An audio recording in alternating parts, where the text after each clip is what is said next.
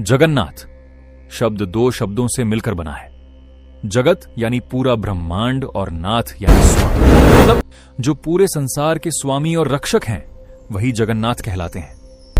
तब पुरी के तट पर एक अद्भुत दृश्य दिखाई दिया।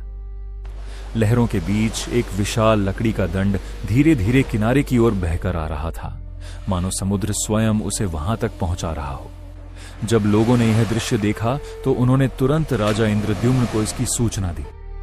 राजा स्वयं समुद्र तट पर पहुंचे और उस लकड़ी को देखकर उन्हें अपने स्वप्न की बात याद आ गई। ब्राह्मणों ने उस लकड़ी को ध्यान से देखा और उसे अत्यंत पवित्र माना।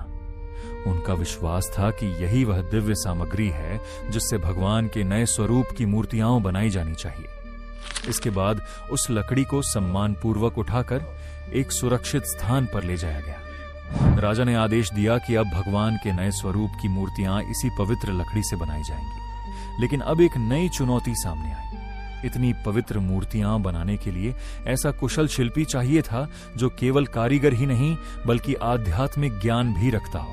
राजा इंद्रद्युम्न ने देवताओं के शिल्पकार भगवान विश्वकर्मा को मूर्तियां बनाने के लिए बुलाया। कुछ कथाओं के अनुसार स्वयं भगवान विष्णु एक बहुत वृद्ध बढ़ई के रूप में वहां आए थे। उस शिल्पकार ने राजा के सामने एक कठिन शर्त रखी। उसने कहा कि वह एक बंद कक्ष में अकेले मूर्तियां बनाएगा और 21 दिनों तक उस कक्ष का दरवाजा किसी भी हालत में नहीं खोला जाएगा। अगर समय से पहले दरवाजा खोला गया तो वह काम अधूरा छोड़कर तुरंत चला जाएगा। राजा इंद्रद्युम्न ने यह शर्त मान ली। कक्ष को बाहर से बंद कर दिया गया और अंदर से आरी, छेनी और हथौड़े की आवाजें आने लगी। कई दिनों तक सब कुछ ठीक चलता रहा, लेकिन कुछ समय बाद अंदर से कोई आवाज आनी बंद हो गई। राजा की रानी गुंडिचा बहुत चिंतित हो गई। उन्हें लगा कि कहीं वह वृद्ध मूर्तिकार भूख प्यास से या उम्र की वजह से कक्ष के अंदर मर तो नहीं गया।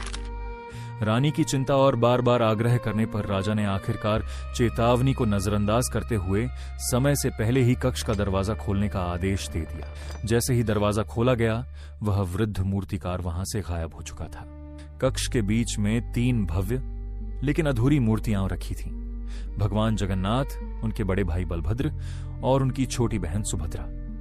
इन मूर्तियों के बड़े सिर थे, बड़ी बड़ी आंखें थीं और धड़ भी बने हुए थे, लेकिन उनके हाथ केवल कोहनी तक ही बने थे और उनके पैर बिल्कुल नहीं बने थे। ये देखकर राजा इंद्रद्युम्न को अपनी गलती का बहुत पछतावा हुआ और वे दुख से भरकर रोने लगे।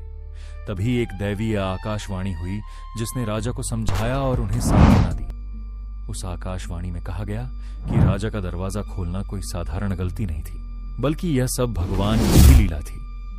भगवान ने स्वयं यह इच्छा जताई थी कि कलयुग में वे इसी अपूर्ण दारुब्रह्म रूप में पूजे जाएं।